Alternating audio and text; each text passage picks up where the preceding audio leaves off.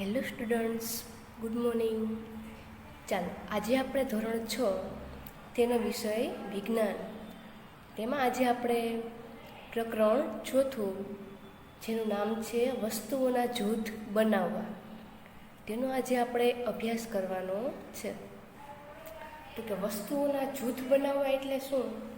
કે કોઈ પણ વસ્તુ છે એક સાથે અને એક સરખી એકઠી કરવી, તેને કહેવાય જૂથ બનાવવું. જેમ કે આખો એક ઢગલો પડેલો છે, ઢગલામાં પ્લાસ્ટિકની વસ્તુ પણ છે અને લોખંડની વસ્તુ પણ છે. તો બંને વસ્તુ ભેગી છે, આપણે એ ઢગલામાંથી લોખંડની વસ્તુ જુદી કરીશું અને પ્લાસ્ટિકની વસ્તુ પણ જુદી કરીશું. એટલે કે બેનો ઢગલો અલગ અલગ બનાવીશું, તેને કહેવાય જૂથ બનાવ્યું. ચાલો, તો જૂથ વિશે તમને સમજાઈ ગયું.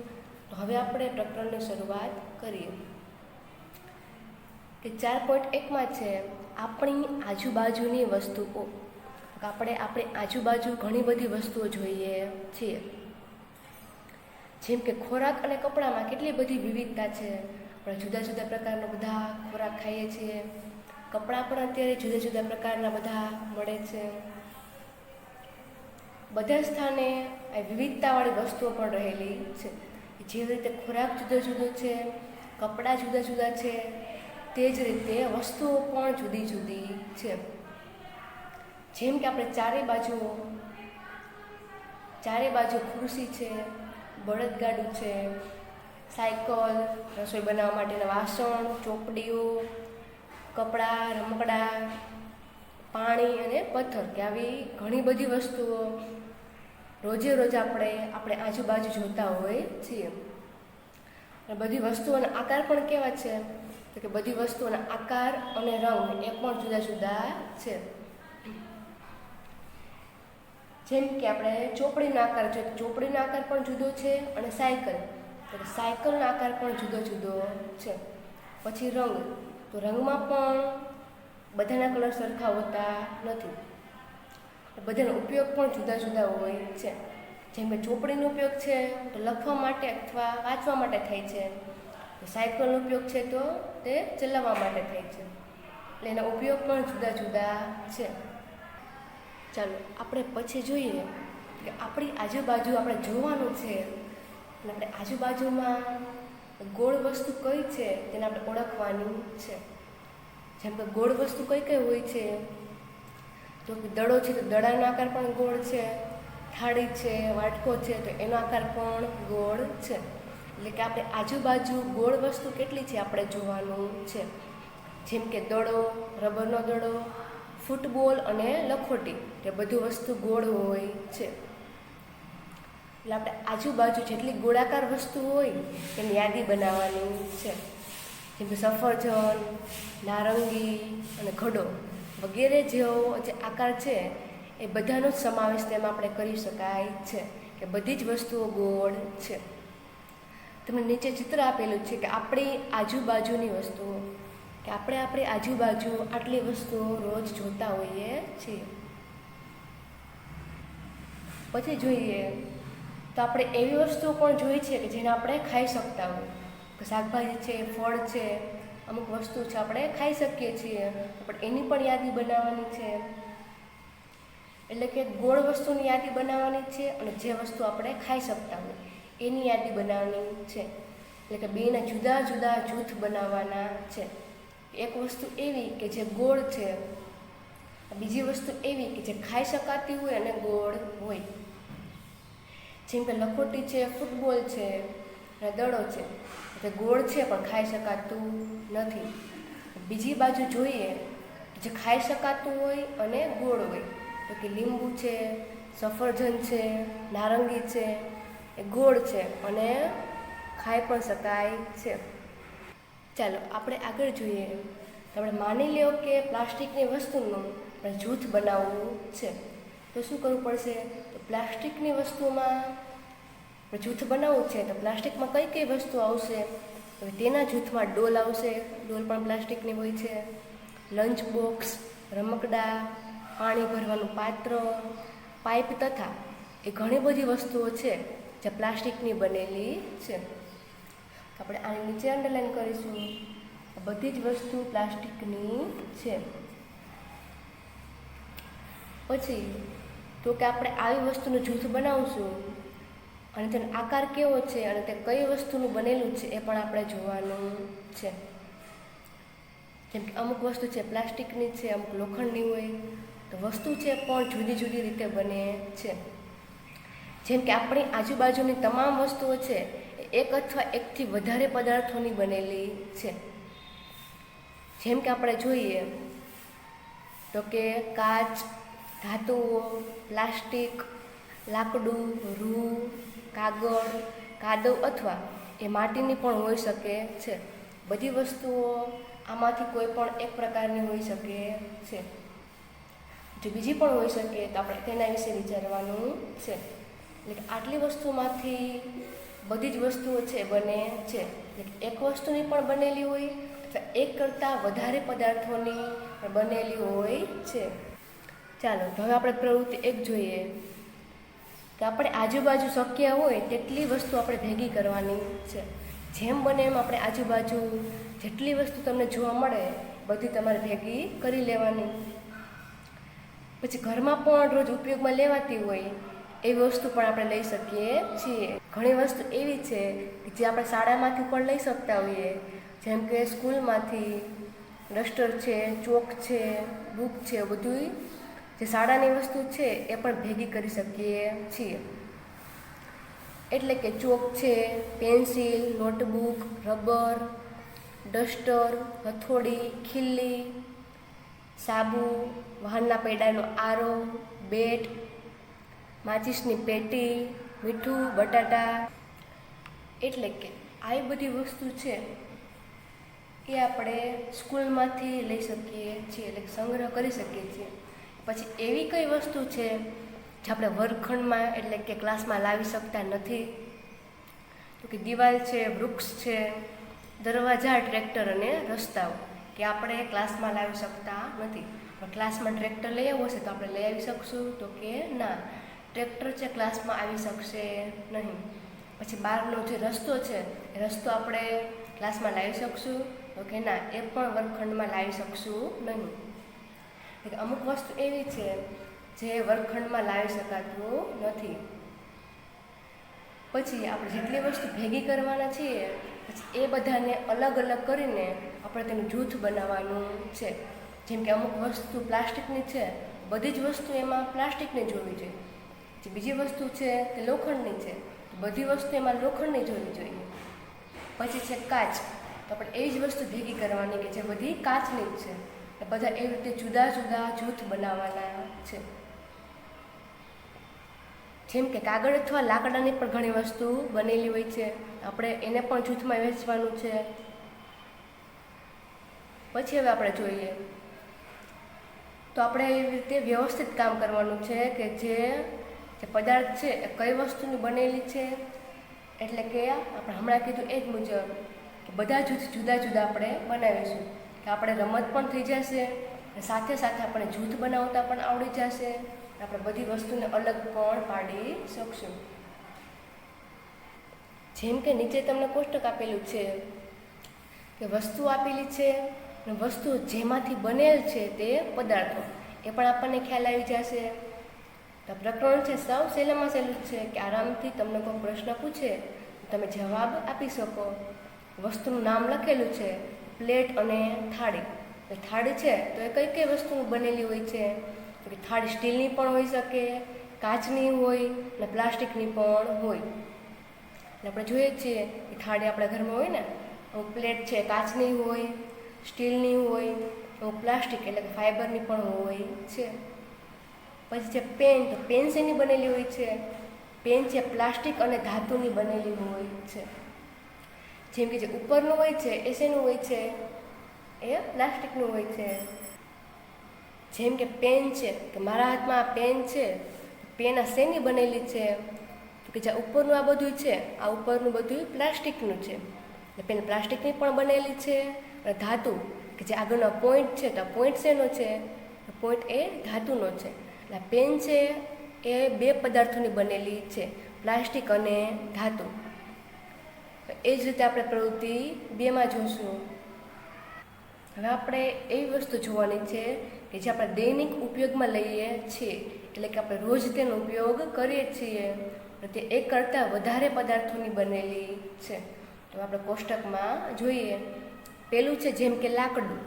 તો લાકડું છે એટલે કે એ પદાર્થની બનેલી વસ્તુઓ. લાકડામાંથી કઈ કઈ વસ્તુ બને છે? લાકડામાંથી ખુરશી બને છે, ટેબલ બને છે, હળ, બળદગાડું અને તેના પૈડા.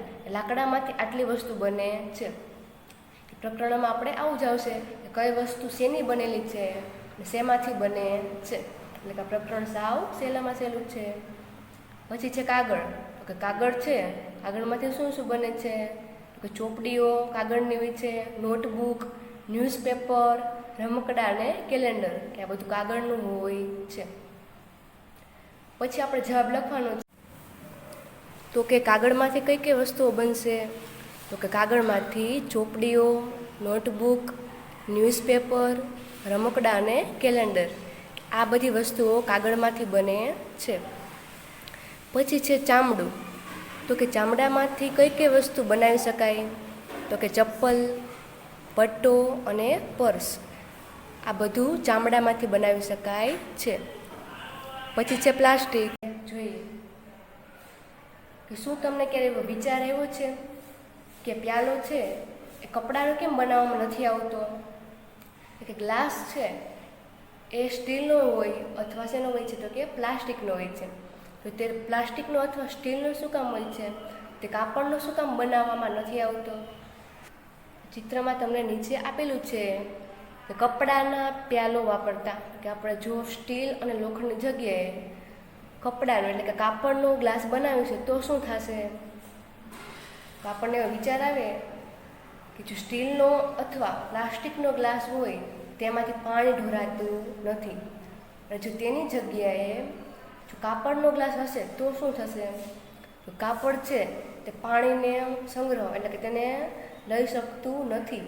તેના લીધે શું થાય છે? તો કે આપણે કાપડમાં પાણી નાખતા પાણી છે એ શું થઈ જશે? પાણીનું કાપડ છે તે સાવ પતલું કાપડ હોય છે, એટલે કે કાપડમાંથી પાણી છે બધું જ નીચે વયું જશે. જ્યારે સ્ટીલ અથવા પ્લાસ્ટિકનો ગ્લાસ હોય છે ત્યારે આવું થતું નથી. જેમ કે આપણે પ્યાલાનો ઉપયોગ સામાન્ય રીતે શું કરવા માટે કરતા હોઈએ છીએ? તો પ્રવાહી ભરવા માટે જ કરતા હોઈએ છીએ. જેમ કે પાણી છે, સોડા છે, શરબત છે, એ બધું પીવા માટે જ આપણે પ્યાલાનો ઉપયોગ કરીએ છીએ, એટલે કે પ્રવાહી પદાર્થ હોય તેના માટે જ. એટલા માટે જો આપણે કપડાનો પ્યાલો બનાવીએ તો શું થશે? તો કે આપણને હાસ્યપ્રદ વાત લાગશે. હાસ્યપ્રદ એટલે કે આપણને હસવું આવશે. એક પ્યાલો બનાવવા માટે કાચ, પ્લાસ્ટિક અથવા ધાતુ છે તો એવો જ પદાર્થ હોવો જોઈએ કે જે પાણીને રોકી શકે. જો આપણે કાપડનો પ્યાલો બનાવીશું, પાણી રોકી શકશે નહીં અને નીચે ઢોરાઈ જશે. એટલે ગ્લાસ છે પ્યાલો તે શેનો હોવો જોઈએ? કે તે કાચ, પ્લાસ્ટિક અથવા ધાતુનો જ હોવો જોઈએ કે જે પાણીને રોકી શકે. રસોઈ માટે વાસણ બનાવવા કાગળનો ઉપયોગ કરવો તે પણ બુદ્ધિનું કાર્ય નથી. જેમ કે વાસણ છે તો વાસણ પણ બધા શેના હોય છે? વાસણ પણ બધા સ્ટીલના અથવા ધાતુના હોય છે, જેમાં આપણે કોઈ પણ વસ્તુ ગરમ કરીએ તો તે ગરમ થઈ જાય છે, એટલું એ સક્ષમ હોય છે. પછી તેની જગ્યાએ આપણે કાગળ વાપરીશું તો કાગળમાં કોઈ પણ વસ્તુ ગરમ કરી શકશું? તો કે ના, તે સળગી જશે. એટલે કે બુદ્ધિનું કાર્ય કહેવાય નહીં. આને કહેવાય ગુણધર્મ. કે જેવી વસ્તુ હોય છે, જેમ કે પ્રવાહી હોય છે, તો એટલે કે કોઈ પણ વસ્તુ છે તો તે વસ્તુને બનાવવા પદાર્થની પસંદગી છે તેના પર આધાર રાખવો પડે છે. જેમ કે પદાર્થ શેનો બનેલો છે, તેનો દેખાવ કેવો છે, તો શું કાર્ય કરશે? તો આપણે દેખાવ વિશે જોઈએ. તો કે પદાર્થો છે સામાન્ય રીતે એકબીજાથી ભિન્ન હોય છે. કોઈ પણ પદાર્થ છે દેખાવમાં એકબીજા કરતાં જુદો જુદો હોય છે. જેમ કે લાકડું છે અને લોખંડ છે, લાકડું પણ દેખાવમાં જુદું લાગશે અને લોખંડ છે તો લોખંડ પણ દેખાવમાં જુદું લાગશે. જેમ કે લોખંડ છે તાંબુ અથવા એલ્યુમિનિયમનું પણ હોઈ શકે છે. તેમજ લોખંડ, તાંબા અને એલ્યુમિનિયમમાં કેટલીક સમાનતા હોય છે જે લાકડામાં જોવા મળતી નથી. જેમ કે લોખંડ છે, તાંબુ છે અને એલ્યુમિનિયમ છે, થોડું થોડું ત્રણેય સરખું જ દેખાશે. જે લાકડું છે એ તેના જેવું દેખાતું નથી, એટલે કે જોવામાં સાવ જુદું જ છે. આ કહેવાય તેનો દેખાવ, કે દેખાવમાં બધું જુદું જુદું લાગે છે. હવે આપણે પ્રવૃત્તિ 3 જોશું. ચાલો હવે આપણે પ્રવૃત્તિ 3માં જોઈએ. વિવિધ પદાર્થ જેમ કે કાગળ છે, લાકડું, તાંબાનો તાર, એલ્યુમિનિયમનું પતરું, ચોકના નાના નાના ટુકડા, એ બધી જ વસ્તુ આપણે ભેગી કરવાની છે. પછી આપણે એમાંથી શું જોવાનું છે, તો કે ચળકતી વસ્તુ દેખાય છે, જે ચમકતી વસ્તુ હોય આપણે તેનું જૂથ અલગ કરવાનું છે. જેમ કે જે વસ્તુ ચમકતી દેખાય છે તેનું જૂથ જુદું કરશું, જે નથી દેખાતી એ આપણે સાઈડમાં મૂકી દેવાનું છે. જેમ કે કાગળ અને લાકડું છે તો તે ચમકશે નહીં, તાંબાનો તાર છે એ ચમકશે, એલ્યુમિનિયમનું પતરું છે તો એ પણ ચમકશે. તો આપણે એ જોવાનું છે કે ચમકતી વસ્તુ આમાંથી કઈ છે, આપણે તેનું જૂથ બનાવવાનું છે. પછી આપણે શું કરવાનું છે કે આપણે કોઈ પણ વસ્તુ લીધી તેના બે ભાગ પાડવાના છે, એટલે કે તેને વચ્ચેથી કાપવાની છે. જેમ કે નીચે પાઇપનું ચિત્ર છે, આપણે તેને વચ્ચેથી કાપી નાખશું તો પણ તેની ચમક એટલી જ રહેશે, તો કે હા, કેમ કે વસ્તુ વચ્ચેથી કપાઈ ગઈ પણ તે વસ્તુ આખી જ છે, તો વસ્તુ વચ્ચેથી કાપતા પણ એટલી ચમક ધરાવશે. એટલે આપણે ચમકતી વસ્તુ, જે વસ્તુ ચમકતી નથી તેની બંનેની યાદી જુદી જુદી બનાવવાની છે. ચમકવાળી વસ્તુ અને ચમક વગરની વસ્તુઓ, અથવા એકબીજા સાથે ઘસીને પણ આપણે જોવાનું છે કે તે ચમકે છે કે ચમકતી નથી. જેમ કે આપણે બાજુમાં જોઈએ તો જે પદાર્થોમાં આવી ચમક હોય છે, કે જે વસ્તુ ચમકે છે તેને શું કહેવામાં આવે છે, તો કે તેને ધાતુ કહેવામાં આવે છે. જેમ કે લોખંડ, તાંબુ, એલ્યુમિનિયમ અને સોનું, કે આ બધા તેના ઉદાહરણો છે કે જેને આપણે ધાતુ કહીએ છીએ. ને ઘણી વસ્તુ એવી છે કે લાંબા ગાળે પોતાની ચમક છે એ ગુમાવી દે છે, એટલે કે તે ઝાંખી થઈ જાય છે. શેના લીધે, તો કે તેની જે ભેજ છે, ભેજની પ્રક્રિયા થાય છે. જેમ કે કોઈ પણ વસ્તુ લોખંડની છે, લોખંડની બારી હોય છે, તો લોખંડની બારી પર જ્યારે આપણે બારી નવી લીધેલી હોય ત્યારે એકદમ ચમકતી હોય છે, પણ જો તેની ઉપર પાણી પડશે, એટલે કે વરસાદ આવશે, વરસાદ અને હવા બંનેની પ્રક્રિયા થતાં બારી છે તેમાં કાટ લાગી જાય છે, એટલે પહેલાં જેવી ચમકતી નથી, એટલે કે ઝાંખી થઈ જાય છે. એટલા માટે કપાયેલી સપાટી છે એ તરત જોતાં તેના પર ચમક દેખાય છે. જ્યારે તમે લુહાર અથવા કોઈ પણ કારખાનામાં તમે જાશો જોવા, જે ધાતુના સળિયા છે આપણે સપાટીનું અવલોકન કરવાનું છે કે વસ્તુ જૂની થઈ જાય પછી પણ તમે વચ્ચેથી કાપશો તેની ચમક છે એ એટલી જ હશે. ચાલો આપણે તો હવે દેખાવ વિશે જોયું કે કોઈ પણ પદાર્થ છે એના ગુણધર્મ બધા કહેવાય, કે દેખાવ છે એ કેવો ગુણધર્મ ધરાવે છે, ચમક છે કે નહીં એ પણ એનો ગુણધર્મ છે. હવે જોવાનું છે સખતપણું, એટલે કે તે નરમ છે કે કઠણ છે, એટલે કે સખત છે. હવે આપણે જોવાનું છે કોઈ પણ પદાર્થ છે એને આપણે હાથ વડે દબાવીએ, જો તે આરામથી દબાઈ જશે, એટલે કે સરળતાથી દબાઈ જાય છે, તો તેને નરમ પદાર્થ કહેવાય છે. આપણા હાથ વડે દબાવીએ ને એ વસ્તુ દબાતી નથી તો તેને સખત કહેવાય છે. જેમ કે આપણે ઉદાહરણ જોઈએ તો ચાવી છે, લાકડા, એલ્યુમિનિયમ, પથ્થરના ટુકડા, ખીલ્લી, મીણબત્તી, બધા પદાર્થ એવા છે કે આપણે હાથથી દબાવી તો પણ દબાતા નથી, કે બધા સખત પદાર્થ છે. પણ લાકડાને આપણે હાથથી દબાવીશું તો તે દબાશે, તે દબાશે નહીં, એટલે આ બધા સખત છે. એટલે કે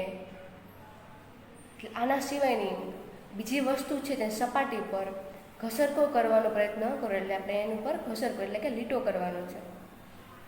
કેટલાક પદાર્થો સરળતાથી જેની ઉપર ઘસરકો લાગી જાય છે, ઘણા ઉપર લાગતો નથી, એટલે કે તે પદાર્થ છે તેને સરળતાથી દબાવી શકાય છે. હવે આપણે તેની વ્યાખ્યા જોવાની છે કે જેને કે જે પદાર્થને આપણે સરળતાથી દબાવી શકીએ અથવા તેના ઉપર ઘસરકો પાડી શકાય તો તેને નરમ પદાર્થ કહે છે. જેમ કે દડો છે, તો દડો છે, દડાને આપણે દબાવીએ તો પણ તે દબાઈ જાય છે. તેના ઉપર લીટો પાડવો હોય તો આપણે લીટો પણ પાડી શકીએ છીએ, તો તેને નરમ પદાર્થ કહેવાય છે. જેને દબાવવો મુશ્કેલ છે, કે જેના પર ઘસરકો પણ પડતો નથી, તો તેને કઠોર અથવા સખત પદાર્થ કહે છે. જેમ કે લોખંડ છે, લોખંડને દબાવવા તે દબાતું નથી, તેના પર લીટો પણ પડતો નથી, તો તે સખત પદાર્થ છે. જેમ કે ઉદાહરણમાં જોઈએ તો રૂ અને વાદળી છે એ નરમ પદાર્થ છે. એટલે રૂ છે તો રૂ તો સાવ પોચું હોય છે એટલે તે નરમ છે, લોખંડ છે જ્યારે સખત છે. એટલે કે દેખાવમાં પણ ઘણી બધી જ વસ્તુઓ ભિન્નતા દર્શાવે છે. ચમકમાં પણ ભિન્નતા દર્શાવે છે. કઠોરતા, ખરબચડાપણું અને લીસું હોવું, આ બધા તેના ગુણધર્મો છે. કોઈ પણ પદાર્થના ગુણધર્મો, તો બધી વસ્તુ ચમક પણ ધરાવે છે, ઘણી વસ્તુ કઠોર પણ હોય છે, ઘણી ખરબચડી પણ હોય છે અને ઘણી લીસી પણ હોય છે. તો આ બધા તેના ગુણધર્મો કહેવાય. ચાલો હવે આપણે નવું શીખીએ. એટલે કે કોઈ પણ પદાર્થ છે એ દ્રાવ્ય છે કે અદ્રાવ્ય. દ્રાવ્ય એટલે શું? તો કે જે પદાર્થ પાણીમાં ઓગળી જાય તેને કહેવાય દ્રાવ્ય. જેમ કે ખાંડ છે, ઉદાહરણ તરીકે આપણે ખાંડ લઈએ. ખાંડ છે પાણીમાં ઓગળી જશે એટલે કે તે દ્રાવ્ય પદાર્થ કહેવાય ને અદ્રાવ્ય. એટલે કે આપણે પથ્થર છે તો પથ્થરને, નાના પથ્થરને પાણીમાં નાખશો તો તે દ્રાવ્ય થશે નહીં, એટલે કે તે ઓગળશે નહીં. એટલે કે જે પદાર્થ ઓગળી જાય તો દ્રાવ્ય અને જે પદાર્થ નથી ઓગળતો એટલે કે અદ્રાવ્ય. ચાલો હવે આપણે પ્રવૃત્તિ 4માં જોઈએ. તો આપણને આપેલું છે કે 2 બીકર આપેલા છે, તો આમાં શું અદૃશ્ય છે ને શું અદૃશ્ય થતું નથી આપણે જોવાનું છે. એટલે કે કયો પદાર્થ ઓગળી જાય છે અને કયો ઓગળતો નથી. જેમ કે ઘન પદાર્થ લઈએ આપણે, ખાંડ, મીઠું અથવા ચોકનો પાવડર એટલે કે ચોકનો ભૂકો, રેતી અને લાકડાનો વહેર એટલે કે લાકડાનો ભૂકો આપણે ભેગો કરવાનો છે. પછી કાચનો ગ્લાસ હોય તો પણ ચાલે અને બીકર હોય તો પણ ચાલે. આપણે તેમાં પાણી ભરવાનું છે, આટલું પાણી ભરશું. પછી આપણે ચમચી વડે ખાંડ અને બીજામાં મીઠું એવી રીતે આપણે આમાં ઉમેરવાનું છે. પ્રત્યેક પાત્રમાં નાખેલી વસ્તુઓને પછી ચમચી વડે હલાવવાનું છે. પછી આપણે રાહ જોવાનું છે કે જે આપણે પદાર્થ છે પાણીમાં નાખ્યું તેનું શું થાય છે એ આપણે અવલોકન કરવાનું છે. એ કઈ વસ્તુ પાણીમાં ઓગળે છે અને કઈ વસ્તુ પાણીમાં ઓગળતી નથી. જેમ કે આપણે આમાં મીઠું નાખેલું હોય તો મીઠું પાણીમાં ઓગળી જશે, તો કે હા, એટલે કે મીઠું છે એ અદૃશ્ય થઈ જશે. પણ જો આમાં રેતી નાખેલી હોય તો રેતી અદૃશ્ય થશે નહીં. એટલે ઓગળી જાય તો દ્રાવ્ય, ન ઓગળે તો અદ્રાવ્ય. હવે આપણે આ કોષ્ટકમાં જોઈએ. પાણીમાં અદૃશ્ય થઈ જાય છે કે અદૃશ્ય થતા નથી, એટલે કે ઓગળી જાય છે કે ઓગળતા નથી. જેમ કે મીઠું પાણીમાં સંપૂર્ણપણે અદૃશ્ય થઈ જાય છે, એટલે કે મીઠું પાણીમાં ઓગળી જાય છે. પછી ખાંડ પાણીમાં ઓગળી જશે. જેમ કે આપણે ઘરે લીંબુ શરબત બનાવીએ છીએ, ખાંડ નાખી છીએ, ખાંડ ઓગળી જાય છે ને, તો એટલે આમાં શું આવશે કે ખાંડ છે એ પણ અદૃશ્ય થઈ જાય છે. જે ઉપર લખ્યું એ જ આપણે આમાં નીચે લખવાનું છે. પછી રેતી છે, જો તેમ જાડી રેતી હશે તો અદૃશ્ય થશે નહીં. સાવ માટી જેવું હોય તો તે અદૃશ્ય થઈ જાય છે. પછી ચોકનો પાવડર એટલે કે ચોકનો ભૂકો હોય છે, એ તમે પાણીમાં હલાવશો એટલે એ પણ અદૃશ્ય એટલે કે દ્રાવ્ય થઈ જાય છે. લાકડાનો ભૂકો, તો જે લાકડાનો છોલ હોય છે, તો લાકડાનો છોલ છે પાણીમાં તરશે પણ ઓગળશે નહીં, એટલે કે તે અદૃશ્ય થતા નથી. કે જે ઓગળી જાય તે દ્રાવ્ય, ન ઓગળે તે અદ્રાવ્ય. એટલે હવે આપણને એ સમજાઈ ગયું. એટલે કે કેટલાક પદાર્થ છે પાણીમાં સંપૂર્ણ અદૃશ્ય થઈ જાય એટલે કે ઓગળી જાય તેવા છે. જે પદાર્થ ઓગળી જશે તેને આપણે દ્રાવ્ય કહીશું, અને જે પાણીમાં ઓગળતા નથી એટલે કે મિશ્રિત થતા નથી, એટલે કે ઘણા સમય સુધી આપણે હલાવ્યા રાખશું તો પણ તે હલાવાથી પણ અદૃશ્ય થતા નથી, તેને કહીશું આપણે અદ્રાવ્ય પદાર્થ. ચાલો, તો હવે આપણે એના પછીનું પણ કંઈક નવીન શીખીએ. હવે આપણે પ્રવૃત્તિ 5 કરવાની છે. તેમાં શું લેવાનું છે કે સરકો એટલે કે વિનેગર, લીંબુનો રસ, સરસવનું તેલ અથવા નાળિયેરનું તેલ, કેરોસીન અથવા કોઈ પણ પ્રવાહી પદાર્થ લેવાનું છે. એ આપણે બધું ભેગું કરવાનું છે અને એક ગ્લાસમાં પાણી લેવાનું છે. પાણીમાં એક પછી એક બધી વસ્તુ નાખવાની છે, એટલે કે અલગ અલગ પ્રવૃત્તિ કરવાની છે. જો તે આપણે બરાબર હલાવતા 5 મિનિટ સુધી રાખતા જો પ્રવાહી સાથે ભળી જાય છે કે નહીં એ આપણે જોઈને અવલોકન કરવાનું છે. તો આપણે નીચેના કોષ્ટકમાં જોઈ કે પાણી સાથે સારી રીતે મિશ્રિત થાય છે કે સારી રીતે મિશ્રિત થતું નથી. સરકો એટલે કે વિનેગર છે સારી રીતે મિશ્રિત થાય છે, એટલે કે એક પ્રકારનો સોડા જ છે કે જે મિશ્રિત થઈ જાય છે. જેમ કે લીંબુનો રસ છે એ પણ પાણી સાથે મિક્સ થઈ જશે. આપણે લીંબુ શરબત બનાવીએ છીએ, પાણીમાં તે સાથે મિશ્રિત થઈ જાય છે ને, એટલે આપણે આમાં પણ લખીશું સારી રીતે મિશ્રિત થઈ જાય છે, એટલે કે મિશ્રિત થાય છે. પછી રાઈનું તેલ, તો આમાં આપણે ખાસ યાદ રાખવાનું કે લીંબુનો રસ છે, સરકો છે ને મીઠું છે એ બધું પાણી સાથે ઓગળી જશે. જ્યારે કોઈ પણ તેલ હોય છે, એટલે એક જ તેલ નહીં પણ કોઈ પણ પ્રકારનું તેલ હોય એ ક્યારેય પાણી સાથે ભળતું નથી, એટલે મિશ્રિત થતું નથી. જેમ કે તે રાઈનું તેલ હોય, નાળિયેરનું તેલ હોય કે કોઈ પણ તેલ હોય. જેમ કે તેલ છે તેલ પાણી સાથે ક્યારેય ભળતું નથી. તેલ હંમેશા પાણી ઉપર તરે છે, પાણી ઉપર તરતું હોય છે પણ મિશ્રિત થશે નહીં. તેલ હોય તો પણ ભલે, અને કેરોસીન હોય, કેરોસીન છે એ કદાચ ભળી જશે પણ તેલ છે ભળશે નહીં. એટલે કે આ બે મિશ્રિત થતું નથી, આ બે થતું નથી. આપણે એમ જ યાદ રાખવાનું છે કે તેલ હોય એ થતું નથી. કેરોસીન છે પાણી સાથે ભળી જશે.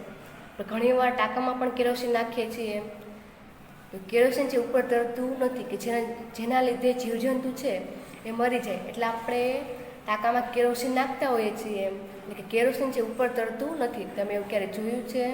તો કે ના. એટલે કે કેરોસીન છે તે ભળી જાય છે. નીચે તમને ચિત્ર પણ આપેલા છે કે કેરોસીન નાખેલું છે તો તેમાં ભળી જાય છે. જ્યારે તેલ છે તેલ ઉપર તરે છે, તે ભળતું નથી. એટલે આપણે જોઈ ગયા ઘણા બધા પદાર્થ એવા છે જે મિશ્રિત થઈ જાય છે, ઘણા બધા પદાર્થ મિશ્રિત થતા નથી. જેમ કે ઘણા બધા વાયુઓ હોય છે, જેમ કે પાણીમાં દ્રાવ્ય ઓક્સિજન વાયુ, પાણીમાં રહેવાવાળા પ્રાણી તેમજ વનસ્પતિના જીવન ટકાવવા માટે અત્યંત મહત્વપૂર્ણ છે. ચાલો પછી આપણે શું શીખવાનું છે કે આ પણ સૌ સહેલામાં સહેલું જ છે કે વસ્તુઓ પાણીમાં તરે છે કે ડૂબી જાય છે. એ તો આપણને ખ્યાલ આવી જ જાય કે જો હલકી વસ્તુ હશે તો પાણી પર તરશે, જો વજનવાળી હોય તો પાણી પર તરતી નથી, એ તરત જ નીચે ડૂબી જાય છે. જેમ કે આપણે ઉદાહરણ તરીકે લઈએ તો જેમ કે પ્લાસ્ટિકનો નાનો બોલ છે, તો બોલ આપણે પાણીમાં નાખીશું તો તે પાણી પર તરશે. પણ જ્યારે તમે પથ્થર નાખશો તો એટલે કે પથ્થરનું વજન છે એ વધારે હોય છે. કોઈ પણ વજનવાળી વસ્તુ છે એ તરતી નથી, તે ડૂબી જાય છે. જે સૌ હલકી વસ્તુ હશે તે તરશે. તમે એવું ઘણીવાર કર્યું હશે કે તમે ક્યાંક દરિયા કિનારે કે નદી પાસે ગયા હોય, તમે હાથમાં કાંકરા અથવા પથ્થર લઈને તળાવમાં નાખતા જ હશો. આપણે જોયું છે કે તળાવમાં તમે પથ્થર નાખો છો, પથ્થર શું તરે છે કે ડૂબી જાય છે? પથ્થરનો વજન હોય છે એટલે પથ્થર છે તરત જ તળિયે વયું જશે, એટલે કે ડૂબી જશે. ચિત્ર પણ આપેલું છે, તમે જુઓ છો કે જે હલકી વસ્તુ છે એ તરે છે, જ્યારે વજનવાળી છે એ ડૂબી જાય છે. જેમ કે પાંદડું છે, રબરનો બોલ છે, પ્લાસ્ટિકનો નાનો બોલ હોય તે બધું તરે છે. પણ જો ચાવી છે, સિક્કા છે, પથ્થર છે એ વજનવાળી વસ્તુ છે, એટલે કે તે તરત ડૂબી જશે. આ પ્રવૃત્તિ આપણે કરવાની છે. ચાલો, આ બધું આપણે શીખી ગયા. હવે આપણે શીખવાનું છે પારદર્શકતા વિશે. તો કે પારદર્શકતા એટલે શું? તો કે તમને વસ્તુ જોતા કે વસ્તુ સરખી પણ નથી દેખાતી અને સાવ દેખાતું પણ નથી, એટલે કે એવું પણ નથી. તમને ધૂંધળું દેખાશે. ધૂંધળું એટલે કે વસ્તુ એકદમ ક્લિયર પણ નહીં દેખાય, એટલે કે એકદમ ચોખ્ખી પણ નહીં દેખાય અને સાવ દેખાતું નથી એવું પણ થશે નહીં, એટલે કે તમને ઝાંખું દેખાશે. તેને કહેવાય પારદર્શકતા. જેમ કે તમે સંતાકુકડી તો રમ્યા જશો, એ જ રીતે આપણે રમત રમતી વખતે બીજાને જોઈ શકતા નથી. એટલે કે જ્યારે તમે સંતાકુકડી રમો છો ત્યારે તમે ક્યારે એવું કર્યું છે કે તમે કાચની જે બારી હોય છે તેની પાછળ સંતાવાનો પ્રયત્ન કર્યો છે? તો કે ના. કેમ કે જો તમે કાચની બારીની પાછળ સંતાશો તો તમારો મિત્ર છે એ તમને તરત જ પકડી લેશે, એટલે કે એની ખબર પડી જશે. એટલે કે આ જ રીતે આપણે આવું જ જોવાનું છે કે શું તમે દરેક પદાર્થની આરપાર જોઈ શકો છો? કોઈ પણ વસ્તુ છે આપણે આજુબાજુ જોઈ શકીએ છીએ. જેમ કે સામે કંઈક દિવાલ હોય તો દિવાલની પાછળ શું થતું હોય છે? દિવાલની પાછળ કઈ વસ્તુ હશે એ આપણને દેખાતું નથી, એટલે કે આપણે જોઈ શકતા નથી. એટલે કે આપણે વ્યાખ્યા જોઈએ તો જેનામાંથી વસ્તુને જોઈ શકાય છે તેને પારદર્શક કહેવાય છે. આપણે ખાસ કરીને વ્યાખ્યા યાદ રાખવાની છે. જેની આરપાર જોઈ શકાય તો તેને કહેવાય છે પારદર્શક પદાર્થ. જેમ કે કાચ છે, કાચમાં આપણે વસ્તુ આજુબાજુ જોઈ શકીએ. પાણીમાં પણ આપણું મોઢું દેખાય છે, એટલે પાણી. જેમ કે હવા, તો હવા તો આજુબાજુ રહેલી જ છે, તો પણ આપણે કોઈક વ્યક્તિ સામે ઊભેલી છે તો પણ આપણે તેને જોઈ શકીએ છીએ. એટલે કે ઘણી વસ્તુ એવી છે કે તેને આપણે આરપાર જોઈ શકીએ છીએ, તો તેને પારદર્શક પદાર્થ કહેવાય. જેમ કે આપણે દુકાને ઘણી બધી વસ્તુ લેવા જઈએ છીએ, એટલે આપણે દુકાને જ્યારે જતા હોઈએ છીએ ત્યારે આપણે જોઈએ છીએ કે બિસ્કિટ, મીઠાઈઓ અને અમુક એવી જે ખાદ્ય પદાર્થની વસ્તુ છે એ કાચ અથવા પ્લાસ્ટિક જેવા પારદર્શક પાત્રોમાં જોયું હોય છે. ઘણીવાર બરણીમાં વસ્તુ રાખવામાં આવેલી હોય છે. શું કામ બરણીમાં રાખવામાં આવે છે? તેમાં નીચે ચિત્ર આપેલું છે. કેમ કે આપણે કોઈ પણ વસ્તુ લેવા જઈએ તો આપણે દૂરથી જોઈ શકીએ છીએ કે આ બરણીમાં આ જ વસ્તુ છે. આને કહેવાય પારદર્શક, આપણે તેને જોઈ શકીએ છીએ. હવે આપણે તેનાથી ઉલટું કરવાનું છે. ઉલટું એટલે કે આમ આજુબાજુ જોઈ શકાતું તે વસ્તુ પારદર્શક કહેવાય, અને જેની આરપાર આપણે જોઈ શકતા નથી તેવા પદાર્થોને અપારદર્શક પદાર્થ કહેવાય છે. આપણે સાવ જોઈ શકતા જ નથી. જેમ કે બંધ બોક્સ છે, લાકડાનું કોઈ પણ બોક્સ છે તે સાવ બંધ હોય, તેની અંદર શું વસ્તુ હશે આપણને ખ્યાલ છે? તો કે ના, બહારથી જોઈ શકતા નથી, તો તેને કહેવાય અપારદર્શક પદાર્થ. કોઈ પણ ખોખું છે, કોઈ પણ બોક્સ બંધ હોય છે તો અંદર શું હોય આપણને ખ્યાલ નથી, એટલે કહેવાય અપારદર્શક પદાર્થ. એટલે આપણે પારદર્શક કોને કહેવાય ને અપારદર્શક કોને કહેવાય એ આપણે શીખી ગયા. જેમાંથી આરપાર જોઈ શકાય તે પારદર્શક અને જોઈ શકાતું નથી તે અપારદર્શક. એટલે હવે આપણે પ્રવૃત્તિ 6 કરવાની છે. ચાલો હવે આપણે પ્રવૃત્તિ 6 જોઈએ. તેમાં આપણે કાગળની શીટ લેવાની છે, એટલે કોઈ પણ કાગળ લેવાનું છે. તેની આરપાર પ્રકાશિત બલ્બને જુઓ. કાગળ લઈને આપણે કાગળથી લેમ્પને ચાલુ કરીને લેમ્પને જોવાનો છે. કાગળમાંથી તમને જે લેમ્પ ચાલુ છે તે દેખાય છે કે નથી દેખાતો એનું આપણે અવલોકન કરવાનું છે. હવે શું કરવાનું છે કે હવે આપણે કાગળની શીટને 2-3 ટીપા તેલના નાખીને શીટ ઉપર ફેલાવી દેવાના છે. પહેલાં આપણે કાગળને, જે વ્હાઈટ કાગળ હતો, કાગળને લેમ્પ ચાલુ કરીને કાગળમાંથી લેમ્પને જોવાનો હતો. હવે આપણે કાગળને તેલવાળો કરીને પછી જોવાનું છે. તો કે જેવો પહેલી વાર લેમ્પ દેખાતો હતો એ હવે દેખાશે નહીં, કેમ કે કાગળ હવે તેલવાળો થઈ ગયો. એટલે કે તમને જે કાગળ છે એ ધૂંધળો, એટલે કે થોડુંક ઝાંખું દેખાશે. એટલે કે જ્યારે તમને એવું ઝાંખું દેખાય છે ત્યારે તેને પારભાષક કહેવાય છે. શું કહેવાય છે? પારભાષક. એટલે કે એવા પદાર્થો કે જેનામાંથી વસ્તુને જોઈ શકાય છે પરંતુ સ્પષ્ટ એટલે કે સરખું દેખાતું નથી, તો તેને પારભાષક કહેવાય છે. કાગળ પર જે તેલના ધબ્બા છે આપણે તેને યાદ કરો. ઘણીવાર આપણે એવું કરતા હોઈએ છીએ. કાગળ પર જે તેલના ધબ્બા છે આપણે પણ એવું ઘણીવાર કરેલું છે. કાગળને માથા પર આપણે ઘસી છીએ, પછી આપણે એમાંથી જોશું તો વસ્તુ સરખી દેખાતી નથી, તેને પારભાષક કહેવાય છે. એટલે આપણે 3 વિશે શીખી ગયા. અપારદર્શક, જેમાંથી સાવ દેખાતું જ નથી. પારદર્શક એટલે કે જેને આરપાર જોઈ શકાય છે. પારભાષક એટલે કે થોડુંક ધૂંધળું એટલે કે ઝાંખું દેખાય છે. ચાલો હજી એક આપણે પ્રવૃત્તિ કરવાની છે કે કોઈ અંધારી જગ્યાએ ટોર્ચના કાચને તમારી હથેળી વડે ઢાંકો. આપણે ટોર્ચ લઈ લેવાની છે. ટોર્ચને આપણે આ હાથે આવી રીતે પકડી રાખવાની છે. આવી રીતે આપણે પકડી રાખશું. ટોર્ચ ચાલુ કરવાની છે એટલે ઉપર લાઇટ છે થશે, અને લાઇટ થશે આપણે એના ઉપર આમ હાથ રાખવાનો છે. જે પ્રકાશ આવે છે તે સરખો દેખાશે નહીં. ટોર્ચની સ્વિચ છે આપણે ચાલુ કરવાની છે. હથેળી આપણે એની ઉપર રાખી દીધી. આપણે જોવાનું છે તે કેવું દેખાશે. તે પારદર્શક દેખાય છે એટલે કે આરપાર જોઈ શકાય છે. અપારદર્શક એટલે કે સાવ દેખાતું જ નથી. કે પારભાષક એટલે કે થોડું થોડું દેખાય છે, તો કે તે પારભાષક દેખાય છે. કેમ કે ટોર્ચ ચાલુ કરીને આપણે તેના ઉપર હથેળી રાખી દીધેલી છે એટલે થોડોક જ પ્રકાશ આવશે, તેને પારભાષક કહેવાય. એટલે આપણે આ પ્રકરણમાં ઘણું બધું શીખી ગયા કે દ્રાવ્ય કોને કહેવાય, અદ્રાવ્ય કોને કહેવાય, કઈ વસ્તુ તરે છે, કઈ વસ્તુ ડૂબે છે, બધી વસ્તુ દેખાવમાં કેવી જુદી જુદી હોય છે. અને આપણે જૂથની વહેંચણી કરતાં પણ શીખી ગયા કે બધાને અલગ અલગ જૂથમાં રાખવાનું હોય છે. તો એટલે આપણે પદાર્થને જૂથમાં જે વહેંચવાનું છે એના વિશે શીખી ગયા.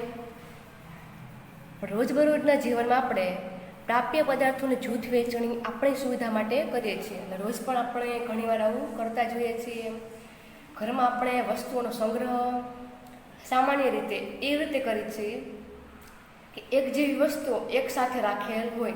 આપણે ઘણીવાર એવું કરતા હોય ને, જેમ કે આપણા ઘરમાં કબાટ હોય છે તો એક બાજુ મમ્મીના કપડાં, એક બાજુ તમારા કપડાં, એક બાજુ પપ્પાના કપડાં, બધાનો સંગ્રહ છે એટલે કે જૂથ પ્રમાણે કરતા હોઈએ છીએ કે એક બાજુ ભાઈના કપડાં, એક બાજુ બહેનના કપડાં, એટલે એવી રીતે આપણે જુદા જુદા જૂથ પાડીએ છીએ. એટલે આવા પ્રકારની વ્યવસ્થાથી આપણે સરળતાથી તેને શોધી શકીએ છીએ. જો એની જગ્યાએ આપણે બધાના કપડાં એક સાથે રાખ્યા હોય તો આપણને ગોતવા અઘરા પડશે. એટલે આપણે શું કરીએ છીએ તો કે જૂથ બનાવીએ છીએ, એટલે કે બધાના કપડાં જુદા જુદા રાખીએ છીએ, જેના લીધે આપણે સરળતાથી ગોતી શકીએ. આ જ રીતે દુકાનદાર પણ આવું જ કરે છે. એટલે કે બધા જ પ્રકારના બિસ્કિટ છે તો એને એક ખૂણામાં રાખે છે, પછી બીજી કોઈ પણ વસ્તુ છે તો તેને બીજા ખૂણામાં રાખે છે. પછી સાબુ છે તો સાબુને પણ જુદી જગ્યાએ રાખે છે. અનાજ અને કઠોળ છે તો એને પણ જુદી જગ્યાએ રાખે છે. જો બિસ્કિટ અને સાબુ છે બધા બે વસ્તુ છે તો બંનેને એક જ ખાનામાં રાખશે તો ગોતવું મુશ્કેલ પડશે. બધાને અલગ અલગ બોક્સ બનાવેલા છે એટલે કે જૂથ બનાવેલા છે તો તેને શોધવા પણ સરળ પડશે. એટલે આપણે જૂથ બનાવવાનો એક મોટામાં મોટો ફાયદો છે. જો આપણે જૂથ બનાવશું આરામથી આપણે કોઈ પણ વસ્તુને શોધી શકીએ છીએ. એટલે કે આપણે વસ્તુ પણ શોધી શકીએ છીએ. આ ગુણોમાં કોઈ પણ પેટર્ન હોય તો પણ આપણને ખ્યાલ આવી જાય છે. પેટર્ન પ્રમાણે પણ વસ્તુ આપણે જૂથમાં રાખી શકીએ છીએ. તો આપણે પ્રકરણ જે 4 છે એ આપણે શીખી ગયા. તો આપણે આ પ્રકરણમાં વસ્તુઓના જૂથ બનાવવા એને વિશે આપણે ઘણું બધું શીખી ગયા કે વસ્તુ દ્રાવ્ય, અદ્રાવ્ય, સખત, નરમ, ચમકદાર છે કે ચમક વગરની છે, ખરબચડું છે કે લીસું છે, ધાતુ છે કે અધાતુ, એવું બધું આપણે ઘણું બધું શીખી ગયા. તો આ પ્રકરણ છે સાવ સહેલામાં સહેલું હતું, તમને આરામથી સમજાઈ પણ ગયું હશે. તમે હવે કદાચ પ્રશ્ન સ્વામાં હોય જાતે પણ લખી શકો છો. આવી રીતે બધા વિડીયો જોતા રહો અને નવું નવું સમજતા રહો અને શીખતા રહો. અને આપણે જે પ્રવૃત્તિ કરી તે જાતે ઘરે થતી હોય તો કરવાની છે. થેન્ક યુ વિદ્યાર્થી મિત્રો.